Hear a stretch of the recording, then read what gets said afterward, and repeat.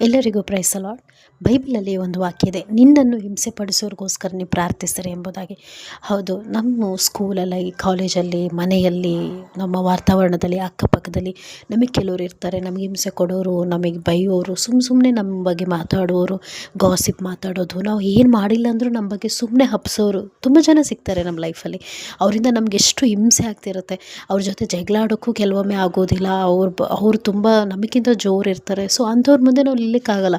But Bible ಹೇಳುತ್ತೆ ಅವರಿಗೋಸ್ಕರ ನೀವು ಪ್ರಾರ್ಥಿಸಿರಿ ಎಂಬುದಾಗಿ. ಯಾಕಂತೇಳಿದರೆ ದೇವರು ನಮಗೋಸ್ಕರ ಯುದ್ಧ ಮಾಡ್ತಾನೆ, ದೇವರು ನಮ್ಮ ಪಕ್ಷ ನಿಂತ್ಕೊತಾನೆ. ಸೊ ನಾವು ಆನ್ಸರ್ ಕೊಡೋದು ಬೇಡ, ಬಟ್ ದೇವರೇ ಅವರಿಗೆ ಆನ್ಸರ್ ಕೊಡ್ತಾರೆ. ಸೊ ಅದಕ್ಕೋಸ್ಕರ ಬೈಬಲ್ ಹೇಳುತ್ತೆ, ನೀವು ಅವ್ರಿಗೆ ಜಗಳ ಆಡಬಾರ್ದು. ಯಾಕಂದರೆ ನೀವು ಆ ಜಗಳ ಆಡೋದರಿಂದ ನಿಮ್ಮ ಟೆಸ್ಟಮನಿ, ನಿಮ್ಮ ಒಂದು ಸಾಕ್ಷಿ ಹಾಳಾಗುತ್ತೆ. ಬದಲಾಗಿ ಅವ್ರಿಗೋಸ್ಕರ ನೀವು ಪ್ರಾರ್ಥಿಸಬೇಕು.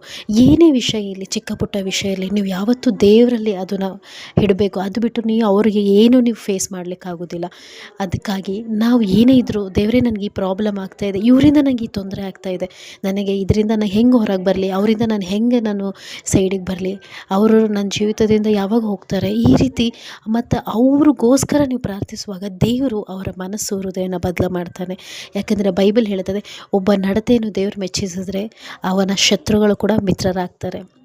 ಸೊ ಯೇಸು ಸ್ವಾಮಿ ಏನಂದರೆ, ಅವರಿಗೆ ನೀವು ಎದುರಾಗಿ ಅವ್ರಿಗೆ ಫೈಟ್ ಮಾಡಿ, ಅವ್ರಿಗೆ ಹಂಗೆ ಮಾಡಿ ಅಂತ ಹೇಳಲ್ಲ, ಬಟ್ ಅವರಿಗೋಸ್ಕರ ನೀವು ಪ್ರಾರ್ಥಿಸಿರಿ ಅಂತಾರೆ. ಸೊ ನಾವು ಅವ್ರಿಗೋಸ್ಕರ ಪ್ರಾರ್ಥಿಸೋಣ. ದೇವರವ್ರಿಗೆ